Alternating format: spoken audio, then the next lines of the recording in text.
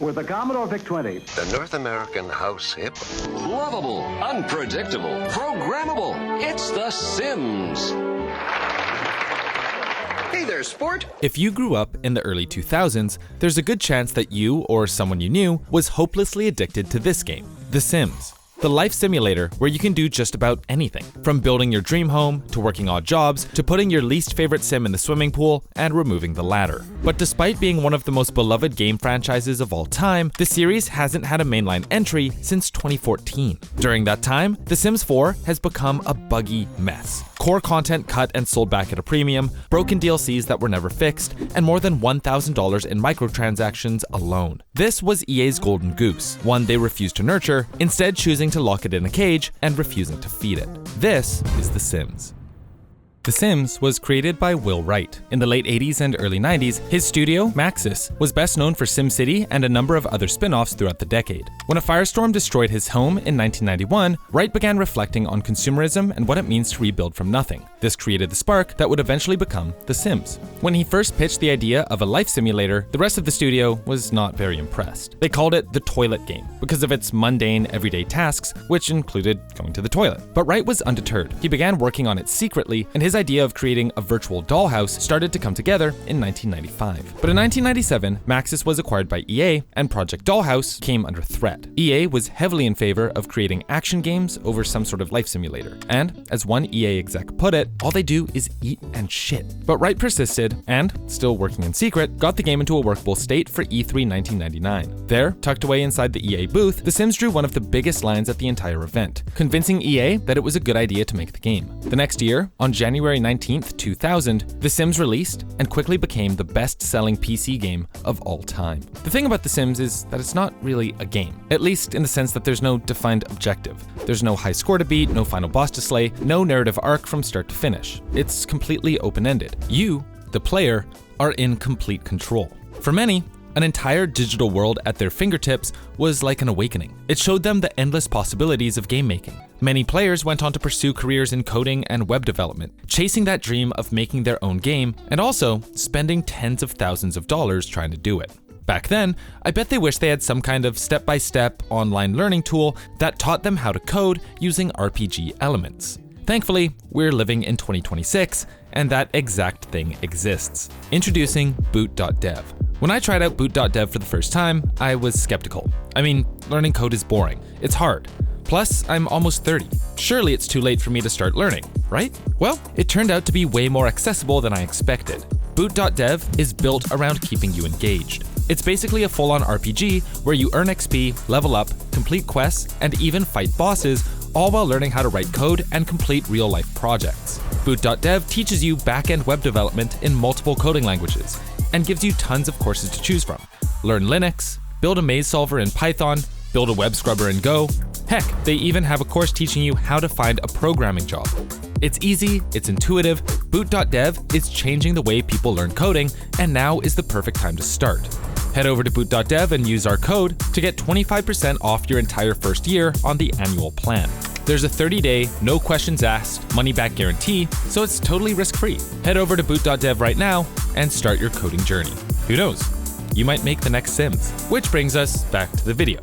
Why was The Sims so successful? Well, it appealed to people from all walks of life. Casual players who wouldn't normally play games, modders who love creating their own custom content, and, most importantly, female players. For EA, this was incredible. No other game had really managed to break into the female gamer demographic. And then, all of a sudden, this toilet game was printing money. And the best part was, it had endless possibilities for making new content. The fact that you can't fit everything from real life into the game on release was actually a good thing. It meant they could start monetizing by releasing expansions.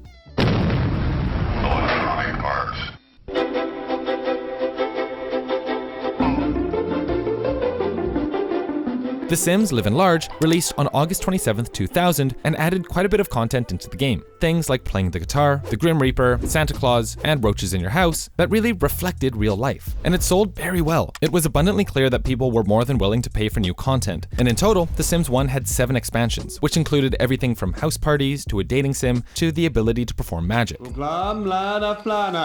These expansions, which sold for around $30 USD back in the early 2000s, made EA and Maxis a lot of money, making The Sims one of their biggest franchises, and people were hungry for more. On September 14th, 2000, 2004, EA released what is widely regarded as the best game in the series, The Sims 2. In terms of features, attention to detail, and a feeling of completeness, it's second to none. There are so many little things in this game that make it great. Your sim would reflexively cover their eyes if it was sunny out. If there was a leaky bathtub upstairs, the ceiling underneath it would leak too. They even implemented basic genetics, with Sims having dominant and recessive genes that get passed on to their children. But after putting out The Sims 2, something behind the scenes started to change. Will Wright was sick of working on mainline games and wanted to do something bigger. He started focusing more and more of his attention on something called Sim Everything, a prototype of the game that would eventually become Spore. While he was focused on that new project, he kind of let EA do whatever they wanted with the Sims IP. Unsurprisingly, EA started churning out more DLCs, more expansions, and full game spin-offs. Anything to make more money. The Sims 2 had a total of 17 DLCs, comprising 8 expansions and 9 stuff packs. Stuff packs were smaller and cheaper than expansions, and were kind of like a test run for future microtransactions. Would people be willing to pay $5 for some pet clothes? The answer was yes. And EA execs started planning accordingly for The Sims 3. But they were also down to release other games that were within the Sims franchise, but a little bit different than the mainline games. There was The Sims Bustin Out, named as such because the Sims could bust out of the house and go to other locations. There was the Urbz, Sims in the City, which featured the Black Eyed Peas as main characters, and was more of a narrative-driven game. There was The Sims 2 Pets and The Sims Apartment Pets, which, as you might expect, are actually 2 completely separate games. The Sims Castaway, MySims for the Wii, and even The Sims games on the iPod Nano. Some of these were great, fully fleshed out games that anyone could enjoy, but others left a lot to be desired. But they were all part of a bigger trend, that Electronic Arts was becoming increasingly profits-motivated and cared more about quantity over quality. They wanted to release as many games, as many DLCs, and put in as many microtransactions as possible, which is where things start to take a turn. With Will Wright busy working on other projects, the quality of the Sims franchise started to take a hit. The Sims 3 released on June 2nd, 2009. It became EA's biggest PC launch of all time, with 1.4 million copies sold in its first week, 3.7 million in the first month, and more than 10 million lifetime worldwide. The Sims 3 was the best-selling PC game of 2009, but despite breaking sales records, critical reception to the game was a bit poorer than people expected.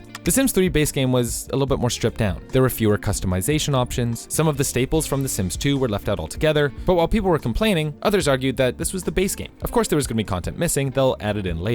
And they did. In total, The Sims 3 saw 11 expansion packs and 9 stuff packs, and by the end of its life cycle, it was a fully fleshed out game. But the cycle of buying a new Sims game, and then paying for content over the course of a few years, and then doing it all over again when a new Sims game released, was starting to feel a little predatory. And the game award goes to, oh man, I have to pay a microtransaction to unlock. It was part of an aggressive new monetization strategy, which we like to call cut and sell. Basically, they would put out a full game, but cut out some core content to sell back to players at a premium. Around the time that Sims 4 was releasing, they started doing it in other games. Mass Effect 3's Prothean DLC cut out the character Javik, a very important character lore-wise, and then sold him back to players as Day 1 DLC. Players then discovered that Javik was already on the disc when the game shipped, meaning the whole DLC part was just a paid code to unlock him, a total cash grab for something they'd already made. Dragon Age Inquisition had a similar controversy, where the Trespasser DLC, which is incredible, basically hid the game's true ending behind a paywall. EA implemented this cut and sell strategy into The Sims 4. Things that were expected to be in the game on release were notably absent. Toddlers, swimming pools, basements in homes, these staples of the Sims franchise were completely left out, with EA explaining it away as, apparently, the trade-offs of implementing new systems and AI.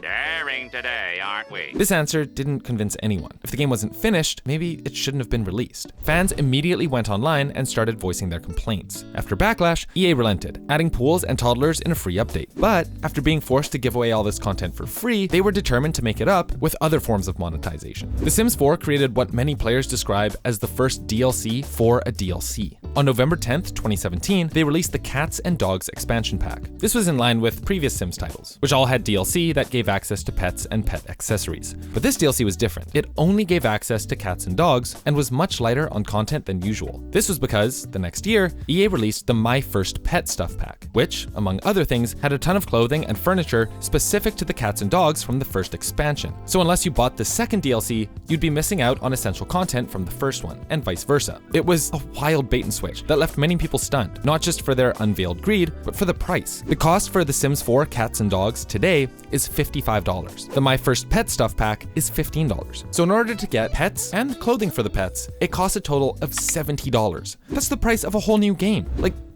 what are we doing here? Not only were they expensive, DLCs would often break the game entirely. In the Dine Out DLC, waiters could take up to 6 hours to bring the players food. Wedding stories straight up did not function on launch, and EA did very little to fix them. Once they got paid, what's the point of patching a DLC? Today, in 2026, there are 21 full-on expansion packs, 43 kits, 11 game packs, and 19 stuff packs, with the cost of each ranging anywhere from $5 to $40. If you're a new player who wants to buy every single content pack individually, you would have to spend $1,473. This number is part of the reason why The Sims 5 hasn't been released yet. Officially, EA doesn't want to devalue the purchases of those who have spent literally over $1,000 on The Sims 4. But also, why would they want to spend all that money and resources to make a new game when they can just cobble something together and slap a $40 price tag on it? After all, people keep buying them. And while the Sims community would love any new mainline content, EA shows no signs of putting out anything significant. As of 2026, EA shut down the somewhat anticipated Sims Town Stories, yet another project to add to the graveyard. So where are we today? The Sims was once one of the biggest franchises in the world, but like many of their best games, EA decided that it's more profitable to break the game into pieces and sell it in chunks rather than produce quality content. Despite fans protesting online, content creators leaving en masse, and tons of negative reviews, The Sims is still generating money year over year. In 2025, EA re-released The Sims 1 and 2, as well as a creator kit, which resulted in enormous amounts of revenue. They didn't even implement bug fixes for the game. They just released the games digitally with all the DLCs for $50 and made a ton of money. It's clear that people probably want The Sims 5, EA just has no reason to make it. Why pour millions of dollars into creating a new engine, complex systems, and brand new graphics when you can just put out old stuff and sell them for the price of a full game? Hopefully someday, The Sims will see another entry that makes up for all the years of suffering through broken DLCs and broken promises. But for now, that far-off future is just a simulation.